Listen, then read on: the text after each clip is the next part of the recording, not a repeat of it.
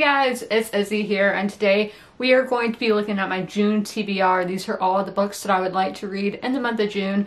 In the summertime, I'm not really strict with myself, so this is not a strict TBR. If I don't get to these books, it's absolutely a-okay, no penalties or anything like that.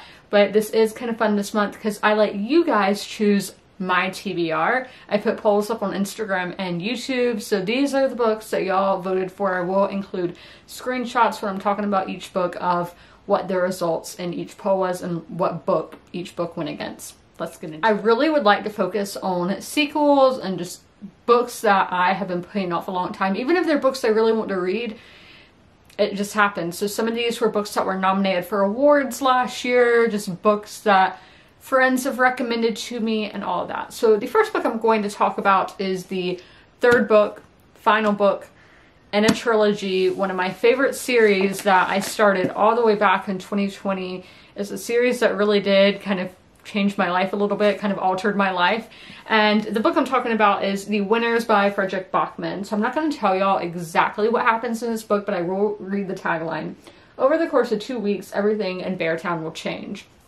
So I will tell y'all what the Beartown, the first book in the series, is about.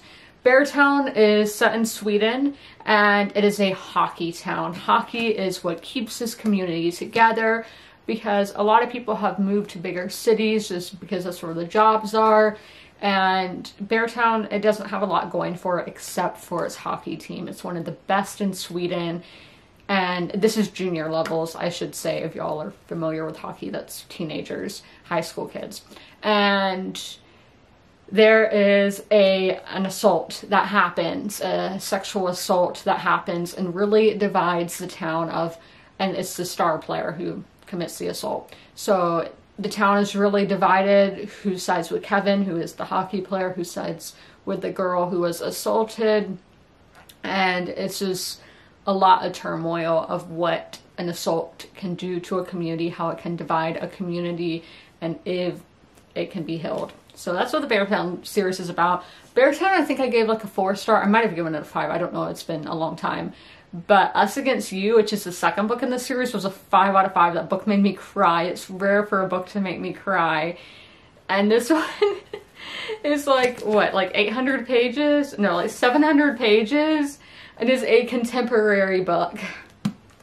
Fredrik Backman, what do you have in store for me? We have another sequel now, and that is In the Weeds by B.K. Borison. So I read the first book in this series, Love Light Farms. Is that the name of the series or the name of the book? I don't know. But I read the first book, and it was an okay read. It was a good book. It was like a 3-star. And I don't know, did I keep it? I can't see, I don't have glasses on. But this one is the love story involves Beck, who was probably my favorite character in the first book. He just killed me. Like, he was kind of low-key breaking the fourth wall. Don't know if that was intentional or not, but I thought it was funny.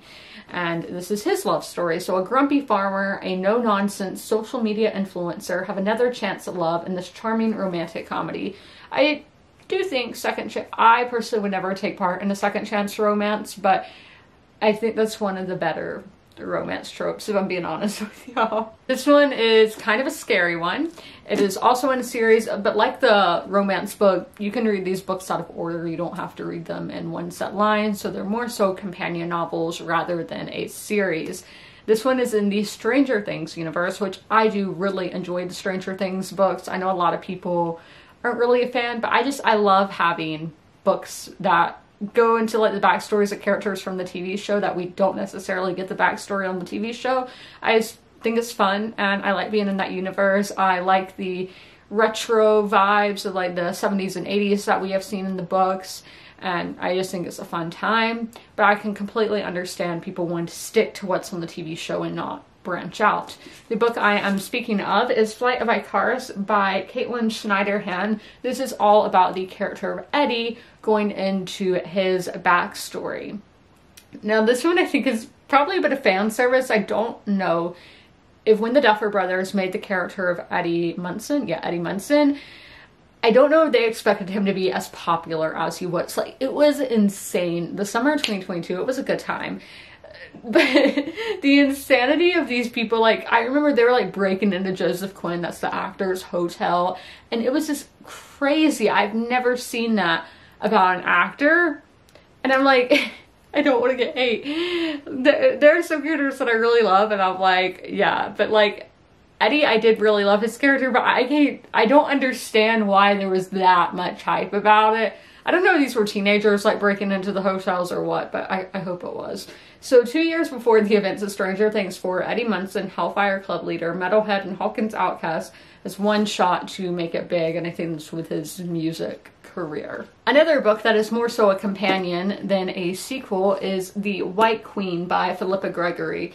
This is 3 different yet equally relentless women who will scheme, manipulate, and seduce their way onto the English throne. I read The Woman of the Rivers, Lady of the Rivers, and I really enjoyed that. I read that back in March, and that is about this character's mother. And this series is all about women throughout the Wars of the Roses. If you don't know, that's ultimately what led to the Tudors being on the throne. So I know y'all probably know about Henry VIII, his 6 wives, Elizabeth I, people love that. And yeah, I love that. So this is all ultimately what led up to that. This woman, the White Queen, is his grandmother. So Elizabeth Woodville is who the book is about. And she was a commoner, and she was already, I don't know if she was she was a widow. She already had 2 children. So that back then, and even now, like I remember when Prince Harry married Meghan Markle, it was kind of like, she's been divorced and all of that, like it was kind of frowned upon. And so think back in the, 1400s, 1500s, that was very much like, he shouldn't be marrying her. And he was supposed to marry another woman, ends up marrying this older woman who already has 2 kids and all of that. So their romance, their relationship was very frowned upon, but she became queen. So, you know, a shout out to her. Now we're going into the books that were nominated for Goodreads Awards. And I just basically every year put those books in a stack, the books that I own that were nominated, because I'm like, okay, these books must mean something if they were nominated for an award. And some of these were nominated for the Book of the Month prize as well. I'm not sure if this one was, but I do know it was nominated for the Goodreads. And that is Banyan Moon by Tao Tai. This is is it historical? So a sweeping, evocative debut novel following 3 generations of Vietnamese American women, revealing the family's inherited burdens, buried secrets, and unlikely love stories. So y'all know I do love when we're following a multi-generation family saga, especially about women. And this one, I don't really know how this is going to go. I don't know a lot about the Vietnamese American experience, obviously. So let's see, running parallel, that's not the paragraph I'm looking for. So spanning decades and continents from the 1960s Vietnam to the wild swamplands of the Florida coast, Banyan Moon is a stunning and deeply moving story of mothers and daughters, the things we inherit and the lives we choose to make out of that inheritance. Ooh, that sounds really good. And y'all know, Florida settings, that is one of those places, if a book is set there, I usually love it.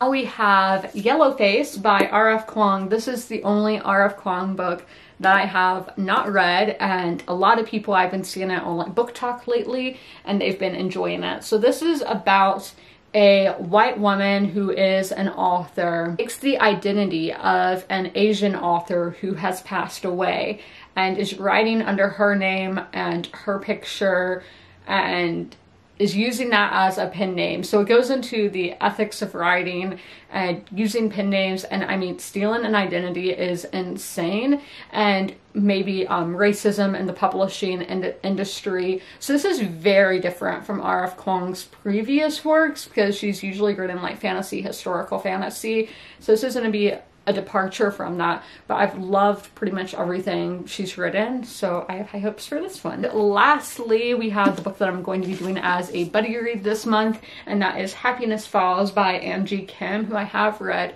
a book from before. I read Miracle Creek and really enjoyed it, and it's rare for me to enjoy a thriller, so Angie Kim knows how to do it. Let's see what this one is about. So sometimes the answer lies in what's unsaid. When a father goes missing, his family's desperate search leads them to question everything they know about him and one another. A riveting page-turner and a deeply moving portrait of a family in crisis. Ooh.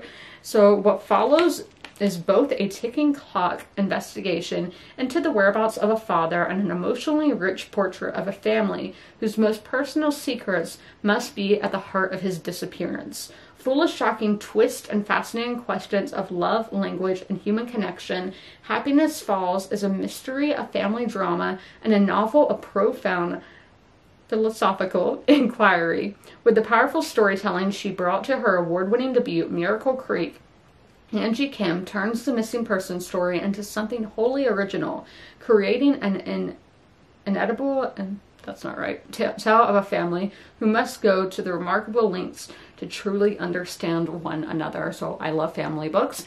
And this one, I feel like I never read about men going missing. It's usually women going missing.